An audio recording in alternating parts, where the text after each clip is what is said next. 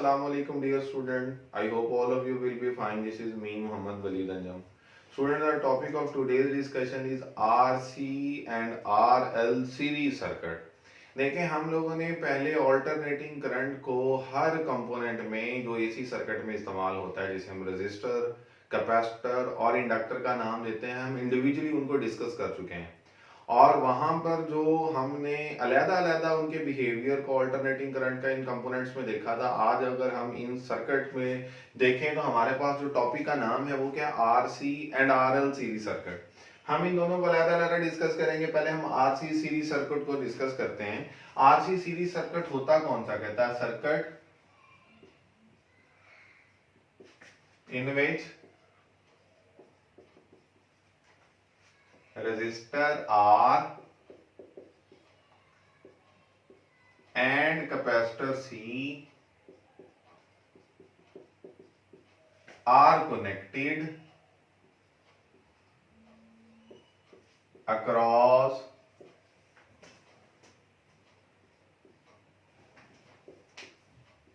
an alternating voltage source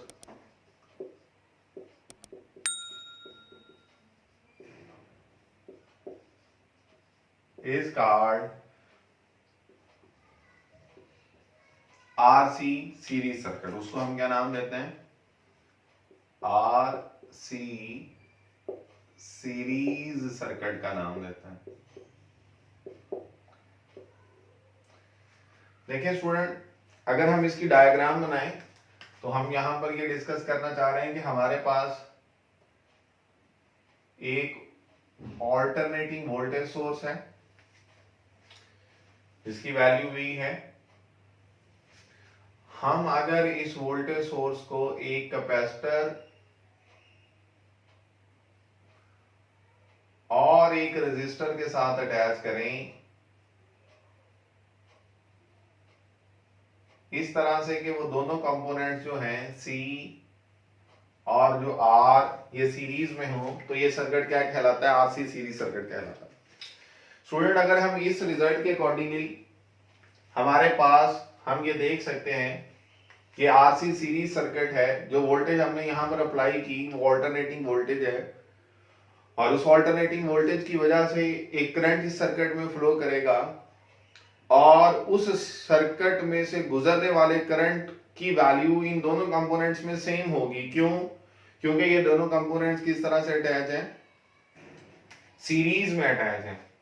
हमारे पास जो current यहां से गुजर रहा होगा जिसको हम I का नाम देते हैं, इस करंट की जो वैल्यू है ये इन दोनों कंपोनेंट्स की जो कंबाइंड ऑपोजिशन होती है उसने फाइंड आउट करवानी होती है हमें।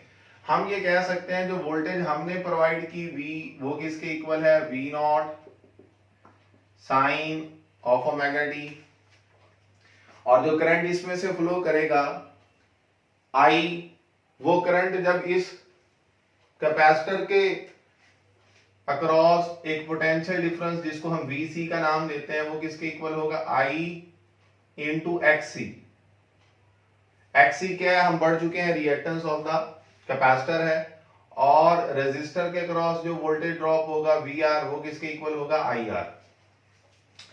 हमारे पास स्टूडेंट अगर हम इस सर्किट को देखें तो हमने यहां से ये बात फाइंड आउट कर ली कि जो रेजिस्टर के क्रॉस पोटेंशियल ड्रॉप है, तो हम इसको लिख भी सकते हैं पोटेंशियल ड्रॉप अक्रॉस रेजिस्टर, वो किसके इक्वल है, VR which is equals to I and R जो कि इस रेजिस्टर की रेजिस्टेंस है।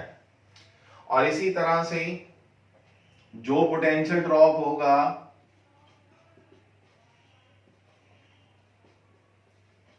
अक्रॉस कैपेसिटर वो किसके इक्वल होगा, VC which is equals to IXC। और ये बात हम जानते हैं पहले से ही कि यहां पर ये जो R है ये रेजिस्टर की रेजिस्टेंस है,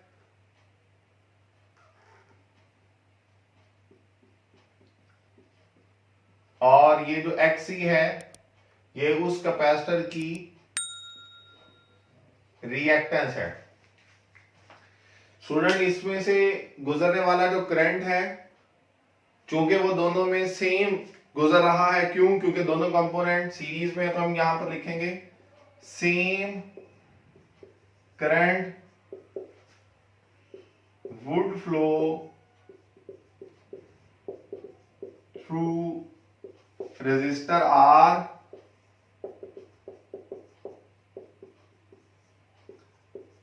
and capacitor C because they are connected in series. क्योंकि वो सीरीज में कनेक्ट हैं तो सेम करंट पास करेगा। ये बड़ी इंपॉर्टेंट लाइन है कि सेम करंट चूंकि पास इसलिए करना है क्योंकि ये दोनों कंपोनेंट्स क्या हैं, सीरीज में कनेक्ट हैं। तो अगर हम उस करंट को रेफरेंस बना लें तो हम इसकी जो वेक्टर डायग्राम होगी वो कैसे बनाएंगे, देखते हैं स्टूडेंट। जो वेक्टर रिप्रेजेंटेशन होगी,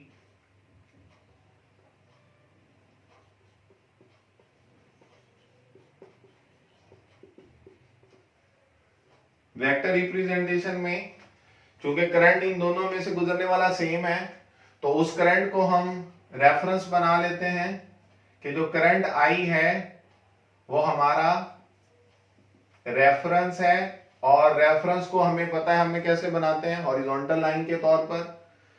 और इसी तरह से जब यो करंट रेजिस्टर में से गुजरेगा और कैपेसिटर में से गुजरेगा, तो कैपेसिटर का वोल्टेज और कैपेसिटर में से पास होने वाला करंट और रेजिस्टर के क्रॉस अपीयर होने वाला वोल्टेज और उसमें से पास होने वाला करंट, इनका आपस में क्या रिलेशनशिप है, ये हम पढ़ चुके हैं।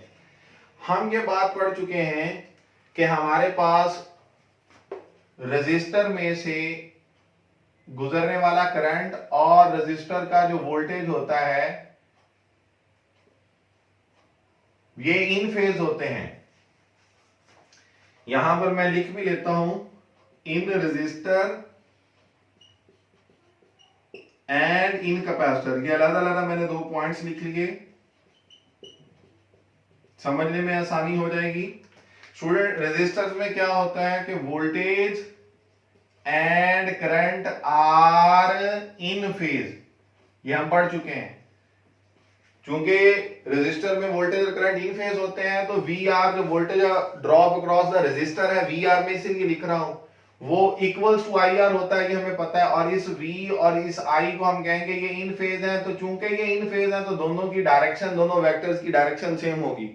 हमने यहां पर पढ़ा था कि 2 वेक्टर अगर सेम डायरेक्शन में हो तो हम कहते हैं कि वो पैरेलल है और उनके दरमियान एंगल थीटा क्या होता है, 0। तो ये यहां पर आप देख सकते हैं इन फेज का बुनियादी तौर पर मतलब क्या है कि दोनों की डायरेक्शन सेम है। जबकि जो वोल्टेज अपीयर हो रहा है आपका कैपेसिटर के क्रॉस, हमने यहां पर यह भी पढ़ा हुआ है कि कैपेसिटर में क्या होता है कि जो वोल्टेज होती है VC, the voltage across the capacitor, ये लैग्स द करंट कितना, π/2। हमने ये पढ़ा हुआ है AC थ्रू कैपेसिटर में। तो चूंकि कैपेसिटर में करंट लीड करता है तो वोल्टेज क्या करेगी, लैग करेगी। तो जो VC होगा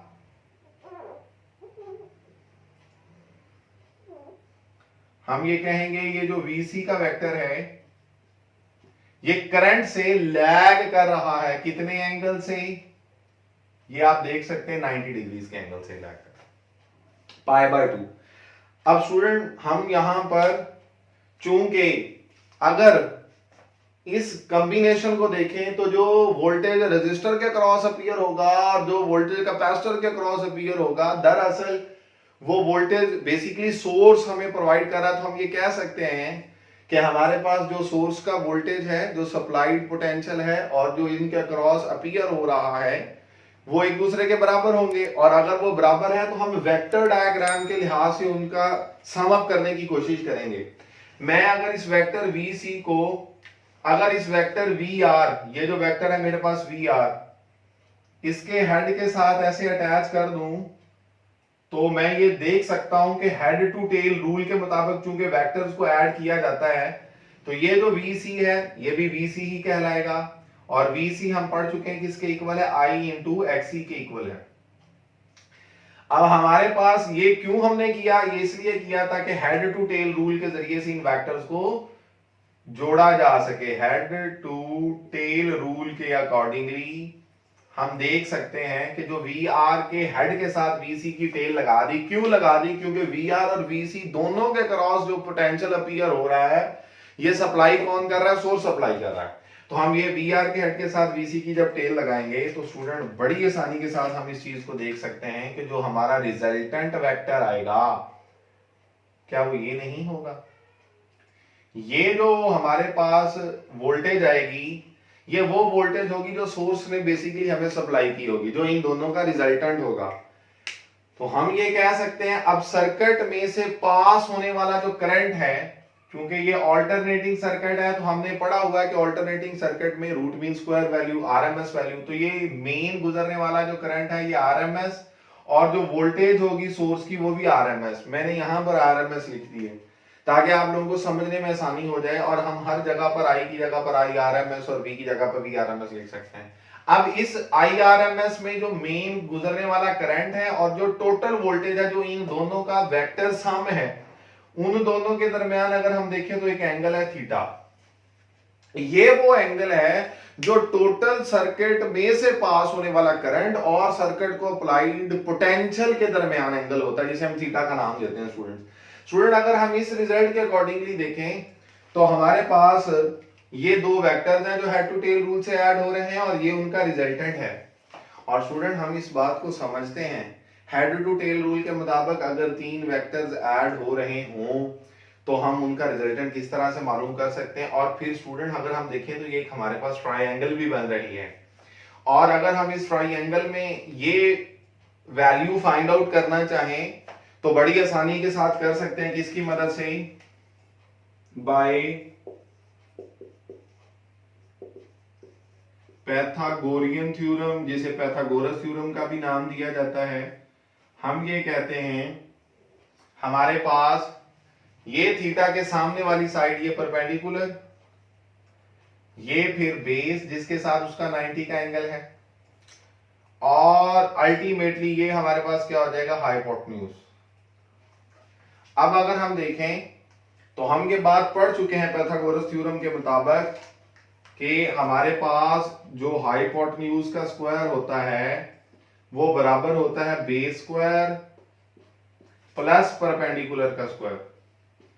अब अगर हम इस रिजल्ट के अकॉर्डिंगली देखें तो हमारे पास ये जो हाइपोटेन्यूज है इसकी वैल्यू को देखें अगर हम, तो ये वी आर एम एस है, इसका square V R M S का square equals to base, base किसके बराबर है? वी आर का स्क्वायर प्लस परपेंडिकुलर किसके बराबर है? V C plus V C का स्क्वायर। ये हमारा रिजल्ट बन गया। अगर आप इमेजिन करें तो ये वही बात नहीं है कि हमारे पास रेजिस्टर के क्रॉस अपीयर होने वाला पोटेंशियल और कैपेसिटर के क्रॉस अपीयर होने वाला पोटेंशियल का जो सम होगा ये वो टोटल पोटेंशियल होगा जो हमारा सोर्स हमें प्रोवाइड कर रहा है। और अगर हम स्टूडेंट इनकी वैल्यूज लिख दें यहां पर तो देख सकते हैं हम कि हमारे पास वी आर की जगह पर आप क्या लिख सकते हैं? आई आर इसका स्क्वायर, और वी सी की जगह पर क्या लिख सकते हैं? आई एक्स सी और उसका स्क्वायर। और ये बात मैं आपको पहले बता चुका हूं कि ये हमारे पास करंट भी कौन सा है? आरएमएस है, और यहां पर भी जो करंट है ये आरएमएस है। तो ये हमारे पास किसके इक्वल आ जाएगा? ये हमारे पास आ जाएगा वी आर एम एस के स्क्वायर के बराबर आ जाएगा। स्टूडेंट अगर हम इसी रिलेशन को सिंपलीफाई करते हैं, नेक्स्ट हम देखते हैं कि हमारे पास इसका रिजल्ट जब हम सिंपलीफाई करेंगे तो क्या आता है। तो स्टूडेंट हमारे पास रिजल्ट क्या आ जाएगा? वी आर एम एस का square equals to I square R square plus I square X C का स्क्वायर, और ये दोनों क्या है? हमारे पास RMS values of the current है। अगर इस रिलेशनशिप में देखें तो हमारे पास आई आरएमएस जो करंट है इसका स्क्वायर, ये इन दोनों में कॉमन है, अंदर क्या बचेगा? आर स्क्वायर प्लस एक्सी का स्क्वायर, और ये किसके बराबर है? वी आर एम एस के स्क्वायर के बराबर है। स्टूडेंट अगर हम दोनों साइड पर स्क्वायर रूट ले लें इस इक्वेशन के तो हमारा काम थोड़ा आसान हो जाएगा by taking square root on both sides. अगर हम स्क्वायर रूट ले लें दोनों साइड्स पर तो हमारा रिजल्ट क्या बन जाएगा, VRMS का square and root is equals to IRMS का square into R square plus XC का स्क्वायर, और ये दोनों हैं तो इकट्ठे, हम एक ही स्क्वायर रूट में इनको लिख लेते हैं, बाद में अलग भी कर सकते हैं। तो ये स्क्वायर और रूट कैंसिल हो जाएगा, रिजल्ट आ जाएगा VRMS इक्वल्स टू IRMS का स्क्वायर और रूट अलग से लिख लें, और आर स्क्वायर प्लस XC का स्क्वायर अलग से लिख लें और स्क्वायर रूट। तो यहां पर भी ये अगेन यही काम होगा। तो हमारे पास IRMS into R square plus XC का स्क्वायर और रूट जो है वो किसके बराबर आ जाएगा, VRMS के बराबर आ जाएगा। इस IRMS की वैल्यू को अगर हम देखें, यानी कि इस इक्वेशन को अगर हम देखें, तो IRMS इस कंपोनेंट के साथ मल्टीप्लाई हो रहा है, तो इधर आकर ये क्या हो जाएगा, डिवाइड हो जाएगा। तो ये रिजल्ट हो जाएगा VRMS over IRMS equals to R square plus XC का स्क्वायर और ये अंडर रूट। स्टूडेंट, जो बात हम पहले पढ़ चुके हैं कि हमारे पास VRMS ओवर IRMS की रेशो हमारे पास रेजिस्टेंस भी कहलाती है, रिएक्टेंस भी कहलाती है, और यहां पर चूंकि रेजिस्टर और कैपेसिटर दो कंपोनेंट हैं, तो रेजिस्टर की रेजिस्टेंस और कैपेसिटर की रिएक्टेंस, इन दोनों की वजह से जो कंबाइंड ऑपोजिशन है उसको हमने कल क्या नाम दिया, इंपीडेंस, और उसको किससे रिप्रेजेंट करते हैं, जी से। तो जी किसके इक्वल आ जाएगा, आर स्क्वायर प्लस XC का स्क्वायर और स्क्वायर रूट। स्टूडेंट, जिस सर्किट में रेजिस्टर भी है कैपेसिटर भी मौजूद है, रेजिस्टर की रेजिस्टेंस और कैपेसिटर की रिएक्टेंस, इन दोनों का जो कंबाइंड इफेक्ट होगा उसको इंपीडेंस कहते हैं। और आरसी सर्किट की, यहां पर मैं लिख भी देता हूं कि आरसी सर्किट की जो इंपीडेंस होगी उसका ये फॉर्मूला है कैलकुलेट करने का, और उसको हम नाम दे देते हैं कि ये हमारे पास इक्वेशन नंबर 1 है। अब स्टूडेंट, इसी इक्वेशन नंबर 1 को हम थोड़ा रीअरेंज भी कर सकते हैं। कैसे अरेंज कर सकते हैं, हमारे पास XC किसके इक्वल है, 1 ओवर ओमेगा C के इक्वल है, तो आप इसे लिख सकते हैं 1 ओवर ओमेगा C का स्क्वायर और अंडर रूट।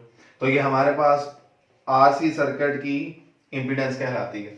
स्टूडेंट, इसी तरह से नेक्स्ट हमारा जो काम है कि उस total voltage of the circuit और total current of the circuit, अगर हम इसको देखें तो हमारे पास ये डायग्राम नजर आ रही होगी आपको। इस डायग्राम में देख सकते हैं कि VRMS और IRMS के दरमियान जो एंगल था, जिसको हम थीटा का नाम देते हैं, इसी ट्राइंगल में अगर हम टेंजेंट थीटा की वैल्यू निकालें, तो टेंजेंट थीटा स्टूडेंट्स किसके इक्वल होगा, टेंजेंट थीटा इक्वल्स टू हमारे पास परपेंडिकुलर ओवर बेस। तो रिजल्ट क्या आ जाएगा, परपेंडिकुलर ओवर बेस। इस ट्राइंगल में परपेंडिकुलर मैं लिख चुका हूं किसके बराबर है, VC के बराबर है, जिसकी जगह पर आप IXC लिख सकते हैं। तो VC डिवाइडेड बाय बेस, जिसकी जगह पर आप VR लिख सकते हैं। और अगर हम इसी को आगे कंटिन्यू करें तो हमारे पास VC की जगह पर IXC लिखा जा सकता है और VR की जगह पर IR लिखा जा सकता है। और चूंकि ये दोनों जो करंट है इनकी जगह पर हमने कहा है कि RMS लिखना है, तो ये कैंसल आउट हो जाएंगे और रिजल्ट क्या बच जाएगा, XC ओवर R। ये टेंजेंट थीटा की वैल्यू है, और अगर हमने थीटा की वैल्यू निकालनी है तो यही टेंजेंट उधर जाके स्टूडेंट इनवर्स हो जाएगा और हमारा रिजल्ट क्या बन जाएगा, XC ओवर R। और इसी रिजल्ट को फर्दर अगर XC की जगह पर 1 ओवर ओमेगा C लिख दें तो यही रिजल्ट क्या बन जाएगा, tangent inverse 1 over omega C XC की जगह पर और R वैसे ही। तो ये फर्दर रिजल्ट क्या लिखा जा सकता है, ये फर्दर रिजल्ट हम इसको लिख सकते हैं, theta equals to tangent inverse 1 over omega C R। ये हमारे पास फार्मूला है, इसको हम नाम दे देते हैं इक्वेशन नंबर 2 का। तो RC सर्किट में हमारे पास जो इंपीडेंस निकालनी है वो इक्वेशन नंबर 1 से R स्क्वायर प्लस XC के स्क्वायर से, और जो एंगल निकालना है वोल्टेज और करंट के दरमियान वो किससे निकालना है, इक्वेशन नंबर 2 से, जो कि क्या है, tangent inverse 1 over omega C R। Student, इसी के साथ अगर हम नेक्स्ट हमारा जो कंसर्न है, जो आपकी बुक पे तो उसने इस तरह से सॉल्व नहीं किया हुआ, उसको हम कहते हैं कि वो RL सीरीज सर्किट है। तो RL सीरीज सर्किट में अगर हम देखें तो यही काम होना है, सिर्फ कैपेसिटर की जगह पर हमने इंडक्टर लगा देना।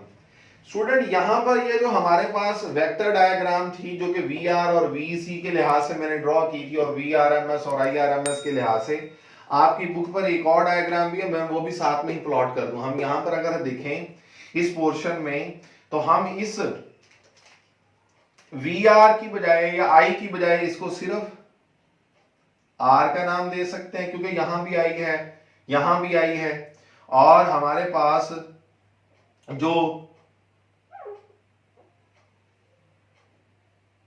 VC जिसको IXC लिखा था इसकी जगह पर हम XC भी लिख सकते हैं, ठीक है। और अगर हमने इसी XC को इधर रजिस्टर R के साथ वेक्टर के हेड टू टेल रूल के मुताबिक ड्रॉ कर दें तो ये XC जो है ये R के साथ ऐड हो जाएगा और इस पूरे सर्किट में जो रजिस्टर और रिएक्टेंस ऑफ द कैपेसिटर का जो कंबाइंड इफेक्ट होगा वो हमारे पास क्या कहलाएगा, इंपीडेंस कहलाएगा, जिसे हम जी, तो ये हम कह सकते हैं कि रेजिस्टर रिएक्टेंस के लिहाज से और ये हमारा टोटल सर्किट के इफेक्ट के लिहाज से। स्टूडेंट अब हमारे पास आरएल सीरीज सर्किट क्या है, इसकी डेफिनेशन भी जैसे वहां पर हमने लिखी थी, circuit in which resistor and capacitor are connected in series. तो यहां पर मैं सिंपली ये लिखूंगा circuit in which resistor R and inductor L are connected in series. अगर हम एक रेजिस्टर को और एक इंडक्टर को सीरीज में कनेक्ट कर दें तो वो आरएल सर्किट बन जाता है, सीरीज सर्किट। स्टूडेंट इसकी डायग्राम भी हम ड्रॉ कर लेते हैं। हमारे पास जो डायग्राम बनेगी हम इसमें ये कहेंगे कि हमारे पास अगर एक रेजिस्टर है आर और इसी रेजिस्टर के साथ अगर हम एक इंडक्टर ड्रॉ कर दें और इन दोनों को अटैच कर दें किसके साथ, एक ऑल्टरनेटिंग वोल्टेज सोर्स के साथ,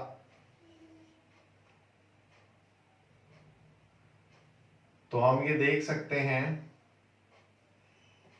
कि हमारे पास जो सर्किट होगा वो इस तरह से बन जाएगा। ये रेजिस्टर आर है, ये इंडक्टर एल है और ये वो वोल्टेज है जो हमने सोर्स जो हमने इसके साथ अटैच किया। अगेन स्टूडेंट इसमें भी वही काम होगा कि इसमें से जो गुजरने वाला करंट है वो IRMS और ये IRMS इसमें से भी गुजरेगा और इसमें से गुजरेगा। जब ये करंट इस रेजिस्टर के क्रॉस गुजरेगा तो VR equals to IR, again उसी तरह से, और VL इक्वल्स टू IXL, जैसे पहले हमने पढ़ा था, पहले XC था अब XL आ जाएगा। चूंकि ये दोनों कंपोनेंट सीरीज में है तो यहां पर भी मैं यही बात करूंगा कि same current would pass through both resistor and inductor. तो मैं यहां पे लिख भी लेता हूं, सेम करंट वुड फ्लो या would pass through R and L। हमारे पास इस इंडक्टर L और रेजिस्टर में से सेम करंट पास करेगा, और अगर सेम करंट पास करेगा तो स्टूडेंट इसकी अगर हम वेक्टर रिप्रेजेंटेशन बनाएं जैसे हमने पहले पढ़ी थी तो हम उसकी वेक्टर रिप्रेजेंटेशन के लिए देखते हैं कि हमारे पास रिजल्ट क्या आएगा। तो इस केस में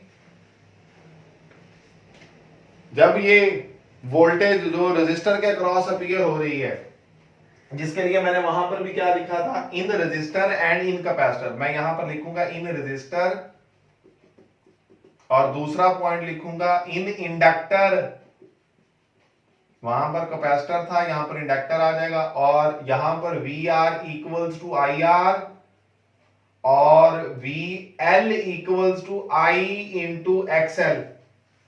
अब हमारे पास वेक्टर रिप्रेजेंटेशन के लिए इन पॉइंट्स का होना बहुत जरूरी है, क्योंकि हम ये पढ़ चुके हैं पॉइंट पहले कि रेजिस्टर में जो वोल्टेज और करंट होते हैं V, मैं यहां पर ही लिखूंगा V and I in phase होते हैं रेजिस्टर में, और इंडक्टर में क्या होता है, इंडक्टर में VL I से लीड करता है, क्योंकि कैपेसिटर में करंट लीड करता था और वोल्टेज लैग करती थी, तो इंडक्टर में जो वोल्टेज होती है वो लीड करती है करंट से, कितने एंगल से, π/2 से।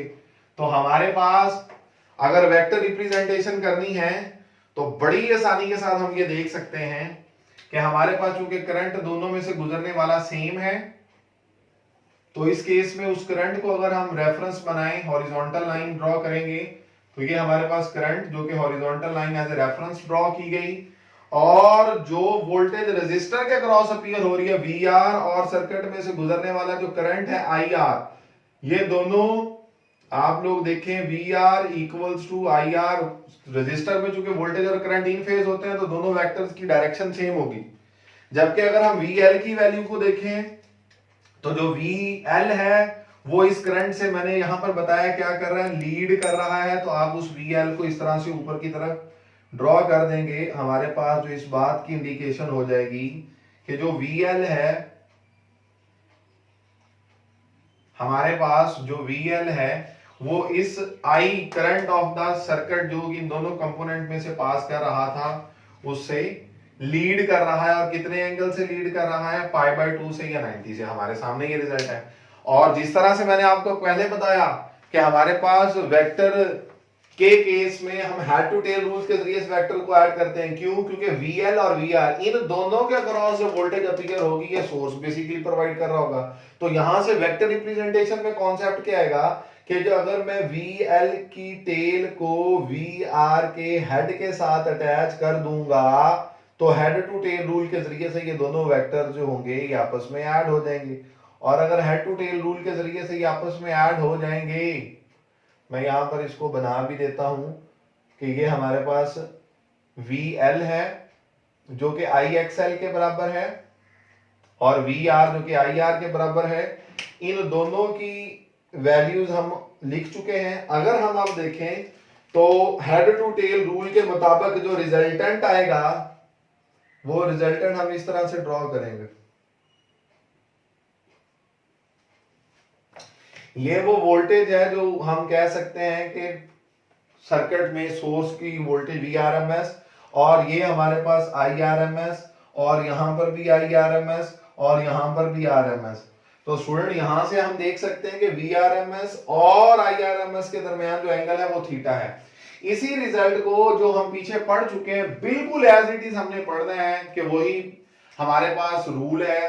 रूल क्या है कि हमारे पास इस ट्राइंगल के अंदर थीटा के सामने वाली ये साइड है तो ये परपेंडिकुलर है, तो ये फिर ऑटोमेटिकली बेस होगी, और ये फिर क्या है जी हाइपोटेन्यूज है। और अगर हम इस रिजल्ट के अकॉर्डिंगली देखें तो हम ये कह सकते हैं बेस का स्क्वायर प्लस परपेंडिकुलर का स्क्वायर इक्वल्स टू हाइपोटेन्यूज का स्क्वायर, जैसे पीछे लिखा था।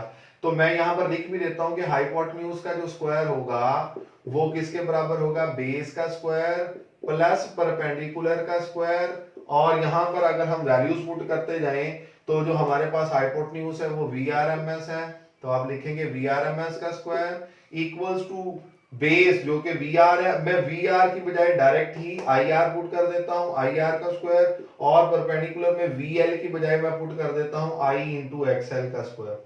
और यहां पर अगेन ये करंट क्या है, RMS करंट है। तो हम इसे फर्दर क्या लिख सकते हैं, हम इसे लिख सकते हैं VRMS का square equals to I square R square plus I square XL का स्क्वायर। और ये करंट क्या है, RMS करंट है। और इस रिलेशनशिप में अगर हम देखें तो IRMS का जो स्क्वायर होगा उसे कॉमन निकाला जाएगा, अंदर क्या बचेगा, R स्क्वायर प्लस XL का स्क्वायर इक्वल्स टू VRMS का स्क्वायर। दोनों साइड पर अगर हम स्क्वायर रूट ले लें, अब ये मैं यहां पे डायरेक्ट ही करूंगा कि अगर हम दोनों साइड पर स्क्वायर रूट ले लें तो हमारे पास ये स्क्वायर और रूट कैंसिल हो जाएंगे और जवाब आ जाएगा VRMS equals to IRMS into R square plus XL का स्क्वायर और अंडर रूट। क्यों? क्योंकि जब हम इसको अलग-अलग लिखेंगे तो IRMS का स्क्वायर और रूट भी कैंसिल हो जाएगा। तो स्टूडेंट यहां पर हमारे पास ये IRMS जब इधर आके डिवाइड होगा तो VRMS divided by IRMS equals to R square plus XL का स्क्वायर और इसका रूट। अब VRMS ओवर IRMS हमें पता है किसके बराबर होता है, ये हमें पता है किसके बराबर होता है, Z के बराबर होता है, जिसे इंपीडेंस कहते हैं। इंपीडेंस को देखें तो हमारा रिजल्ट क्या आ जाएगा, R स्क्वायर प्लस XL का स्क्वायर और अंडर रूट, और इसको हम इक्वेशन नंबर 3 का नाम दे देते हैं। देखिए स्टूडेंट RC सर्किट में जो इंपीडेंस थी Z वो किसकी इक्वल थी, R स्क्वायर प्लस XC का स्क्वायर, जबकि यहां पर क्या है R स्क्वायर प्लस XL का स्क्वायर। और इस इंपीडेंस को हम कहते हैं कि आरएल सीरीज सर्किट की इंपीडेंस है। और जैसे हमने यहां पर ये मैंने लिखा भी हुआ है कि tangent theta perpendicular over base उस ट्रायंगल के मुताबिक था VC ओवर VR। अगर मैं इस के लिहाज से देखूंगा तो अब हम C तो नहीं है, अब तो हमारे पास L है, तो मैं इसी में VC की जगह पर क्या लिख सकता हूं VL, और XC की जगह पर क्या लिख सकता हूं XL। यानी कि ये सिर्फ बताने के लिए, और इसमें फर्दर यहां पर XL, और हमारा जो रिजल्ट आ जाएगा यहां पर भी XL, और टेंजेंट इनवर्स XL की मैंने यहां पर वैल्यू पुट करनी है। तो लिहाजा ये अब मैं इसलिए साथ में ही दोनों को, बुक वाले ने ऐसे ही किया है, उसने डायरेक्ट ही बता दिए। तो हम कहते हैं इस केस में टेंजेंट थीटा जो होगा वो VL ओवर VR, और VL इक्वल्स टू IXL और VR इक्वल्स टू IR। ये वैल्यूज हमने यहां पर लिखी हुई है स्टूडेंट, ये हमारे लिए जो वैल्यूज हैं ये कोई नई नहीं है, ये हमने पहले से यहां पर लिखी हुई है। तो XL ओवर R, और हमारे पास ये रिजल्ट आ जाएगा tangent inverse XL over R। ये स्टूडेंट हमारे पास एंगल आएगा किस केस में, RL सीरीज सर्किट में। और XL की जगह पर फर्दर हम क्या लिख सकते हैं, XL की जगह पर हम लिख सकते हैं ओमेगा L। तो ये हमारे पास ये रिजल्ट आ जाएगा। पिछले केस में tangent inverse 1 over omega C R था, यहां पर ये देखिए मैंने लिखा भी हुआ, लेकिन इस केस में हमारे पास ये रिजल्ट है omega L over R।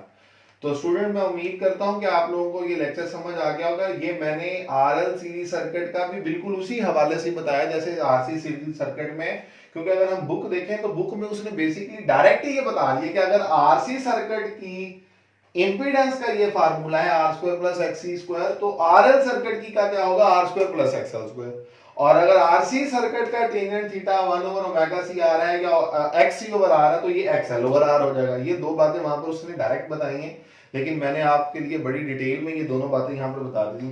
Student I hope कि आपको ये सारा लेक्चर समझ आ गया होगा। स्टूडेंट इसके साथ एक एग्जांपल है छोटी सी, इस टॉपिक के साथ अगर हम एग्जांपल आपकी बुक पर आप उसकी स्टेटमेंट देखें तो मैं वो आपको बता देता हूँ कि एट व्हाट फ्रीक्वेंसी, वो कौन सी फ्रीक्वेंसी है जहां पर एक इंडक्टर जिसकी इंडक्टेंस है 1 Henry would have a reactance of 500 ओम। यानी कि वो एग्जांपल है एग्जांपल 16.4। तो ये मैं साथ ही करवा देता हूं आप लोगों को। एग्जांपल 16.4 समझने में आसानी हो जाएगी कि एक इंडक्टर है जिसकी इंडक्टेंस है 1 हेनरी, और उसकी जो रिएक्टेंस है उस इंडक्टर की वो कितनी है 500 ओम। अगर ये XL की वैल्यू है तो स्टूडेंट XL हमें पता है किसके इक्वल होता है ओमेगा L, और ओमेगा L स्टूडेंट हमें पता होता है किसके इक्वल होता है 2 पाई FL, 2 पाई F और L। अब स्टूडेंट यहां पर उसने साथ में हमें क्या बताया कि हमने बेसिकली मालूम क्या करना है फ्रीक्वेंसी। तो XL की वैल्यू गिवन है, फ्रीक्वेंसी अगर हमने मालूम करनी है तो फ्रीक्वेंसी होगी XL ओवर 2 पाई L। तो XL की वैल्यू क्या है 500 ओम, ये गिवन है, डिवाइडेड बाय 2 पाई की जगह पर हम 3.14 रख सकते हैं, और L की वैल्यू उसने हमें 1 हेनरी बताई हुई। जब हम इसको सिंपलीफाई करेंगे तो हमारे पास फ्रीक्वेंसी का आंसर अगर आप कैलकुलेट करेंगे स्टूडेंट्स तो ये 80 हर्ट्ज आ जाता है। ये आप कैलकुलेट करेंगे आपको ये आंसर पता चल जाएगा। बिल्कुल इसी के साथ इसकी नेक्स्ट एग्जांपल है स्टूडेंट, वो एग्जांपल क्या कहता है, an iron core coil of 2 Henry. एक क्वाइल है, ये एग्जांपल है 16.5। कितनी उसकी इंडक्टेंस है जी स्टूडेंट 2 हेनरी उसकी इंडक्टेंस है, एंड 50 ओम, और उसी क्वाइल की रेजिस्टेंस। मैं यहां पर आप लोगों के हिंट के लिए लिखने लगा हूं कि रेजिस्टेंस ऑफ क्वाइल, क्योंकि वो क्वाइल जिस वायर की बनी है उसकी सिर्फ इंडक्टेंस ही नहीं है, उसकी कुछ ना कुछ रेजिस्टेंस भी होती है, और वो कहता है वो कितनी है 50 ओम उसकी क्या है रेजिस्टेंस है। Is placed in series with the register of 450। हमने उसको एक रजिस्टर के साथ सीरीज में लगाया, और उस रजिस्टर की जो रेजिस्टेंस है वो कितनी है, वो है 450 ओम। यानी कि वो ये कह रहा है कि मेरे पास एक रजिस्टर है और उसके साथ मैंने एक इंडक्टर लगाया, और इस रजिस्टर की रेजिस्टेंस जो है वो 450 ओम है, और ये जो कॉइल है इसकी रेजिस्टेंस भी है और इसकी रिएक्टेंस भी होगी क्योंकि उसकी इंडक्टेंस गिवन है। अब वो ये कहता है कि हमने इसे अटैच किया है विद ए सोर्स के साथ, और वो सोर्स कितने वोल्ट का है, 100 वोल्ट का। ये अल्टरनेटिंग सोर्स है जिसकी वोल्टेज की वैल्यू कितनी गिवन है 100। तो हमने स्टूडेंट ये पढ़ा हुआ कि ये किसकी वैल्यू होगी, ये आरएमएस की वैल्यू होगी। अंटिल और अनलेस स्पेसिफाइड हमारे जो वोल्टेज होते हैं और करंट होते हैं वो आरएमएस वैल्यूज होती है। तो हम यहां से कहते हैं कि अगर हमने उसे 100 वोल्ट के साथ कनेक्ट किया हुआ है और उसकी फ्रीक्वेंसी कितनी है, 50 हर्ट्ज है उसकी फ्रीक्वेंसी, तो हमने क्या मालूम करना है, हमने मालूम करना है current flowing in the coil, जो करंट सर्किट में फ्लो कर रहा है वो मालूम करना है। और क्या मालूम करना है, phase angle between current end voltage, जो थीटा जो एंगल है करंट और वोल्टेज के दरमियान वो मालूम करना है। स्टूडेंट ये देख सकते हैं कि ये हमारे पास कौन सा सर्किट है, आरएल सर्किट है। और आरएल सर्किट की स्टूडेंट हमारे पास अगर हम इंपीडेंस निकालें जी, तो हम अभी पढ़कर आए हैं कि आरएल सर्किट की इंपीडेंस का फार्मूला क्या था, आर स्क्वायर प्लस एक्सएल का स्क्वायर और अंडर रूट। और स्टूडेंट एक्सएल की वैल्यू हम कैसे निकालेंगे, एक्सएल होता है जी हमारे पास ओमेगा एल, और ओमेगा किसके इक्वल होता है, 2 पाई एफ एल। अब अगर यहां पर देखें तो 2 पाई की जगह पे 3.14, फ्रीक्वेंसी हमें 50 हर्ट्ज दी गई है और एल की वैल्यू कितनी है, 2। हम इन सब को मल्टीप्लाई करेंगे, हमारे पास जो आंसर आ जाएगा 50 multiplied by 200, 100 multiplied by 3.14, 314 multiplied by 2, 628, 628 ओम आ जाएगा हमारे पास एक्सएल की वैल्यू। तो स्टूडेंट ये वैल्यू मैंने अलग इसलिए निकाली ताकि हम यहाँ पे डायरेक्ट पुट कर सकें। और स्टूडेंट सर्किट में देखें, एक तो रेजिस्टर की रेजिस्टेंस है और एक इस इंडक्टिव क्वाइल की भी तो रेजिस्टेंस है ना जी 50 ओम। तो जो टोटल रेजिस्टेंस होगी वो इन दोनों रेजिस्टेंसेस का सम है, जो कि क्वाइल की और रेजिस्टर की रेजिस्टेंस है। तो आपकी बुक पर लिखा भी हुआ है 50 प्लस 450 इक्वल्स टू 5। तो ये टोटल हमारे पास रेजिस्टेंस आ गई उस सर्किट की और टोटल रिएक्टेंस। अब इन दोनों का कंबाइंड इफेक्ट अगर हम यहां पे इस फार्मूले में पुट करेंगे तो 500 का स्क्वायर प्लस 628 का स्क्वायर और रूट, हम इसे सिंपलीफाई करेंगे तो स्टूडेंट आंसर आ जाएगा 803 ओम। ये हमारे पास क्या आ जाएगी, इंपीडेंस आ जाएगी किस सर्किट की, जो कि हमारे पास आरएल सीरीज सर्किट है। और स्टूडेंट यहां से हम लोग ये बात पढ़ चुके हैं कि जी किसके इक्वल होता है, वीआरएमएस ओवर आईआरएमएस। तो वीआरएमएस स्टूडेंट किस तरह से हम निकालेंगे, वीआरएमएस हमें गिवन है, आईआरएमएस हमें फाइंड आउट करना है। ये देखें हमने यहां पर लिखा भी हुआ है करंट फाइंड आउट करना है, जी हमने निकाल लिया। तो इसी फार्मूला में अगर हम आईआरएमएस की वैल्यू निकालें तो ये आ जाएगा वी ओवर जी, और ये वी कौन सा, आईआरएमएस की वैल्यू 100 वोल्ट वो है, डिवाइडेड बाय इंपीडेंस कितने ओम है, 803 ओम है। इसे स्टूडेंट हम सिंपलीफाई करेंगे तो हमारे पास सर्किट में जो RMS value of the current होगी वो कितने आ जाएगी, 12.45 मिली एम्पेयर आ जाएगी। आप कैलकुलेट करेंगे तो आप लोगों को पता चल जाएगा कि RMS value of the current क्या है, 12.45 मिली एम्पेयर हमारे पास करंट आ जाए। Student last but not the least, अब हमें मालूम करना है थीटा। तो स्टूडेंट थीटा अभी मैं आपको पढ़ा कर आया हूं, आरएल सर्किट में जो थीटा होता है वो tangent inverse XL over R, और एक्सएल हम यहां पर ये देखें लिख चुके हैं ओमेगा एल, और ओमेगा एल की जगह पर हमने जो वैल्यूज पुट की तो रिजल्ट आ गया था 628। तो 628 डिवाइडेड बाय टोटल रेजिस्टेंस हमारे पास कितनी है 500। जब हम इसको करेंगे तो हमारा स्टूडेंट रिजल्ट जब हम इसे कैलकुलेट करेंगे तो वो कितना आ जाएगा, वो रिजल्ट आ जाएगा 51.5 डिग्री। ये हमारे पास थीटा की वैल्यू आ जाएगी। स्टूडेंट इसके साथ नेक्स्ट एग्जांपल जो है वो बिल्कुल यही एग्जांपल है और ये आप लोगों ने खुद कर लेनी है। सिर्फ उसमें क्या करना है, उसमें आर तो गिवन है लेकिन यहां पर इंडक्टर नहीं बल्कि कैपेसिटर गिवन है, और कैपेसिटर के लिए हम यहां पर आर स्क्वायर प्लस एक्ससी का स्क्वायर लिखेंगे। तो बेटा ये बहुत ही आसान एग्जांपल है, ये आप लोग खुद ही कर सकते हैं, बिल्कुल इसी पैटर्न पे होनी है। एक्सएल की बजाय वहां पर एक्ससी आ जाएगा, यही फार्मूला है, यही तरीकाकार है। आई होप कि आपको आज का लेक्चर समझ आ गया होगा। Please don't forget to like and subscribe our channel. अल्लाह हाफिज, अपना बहुत सारा ख्याल रखिए।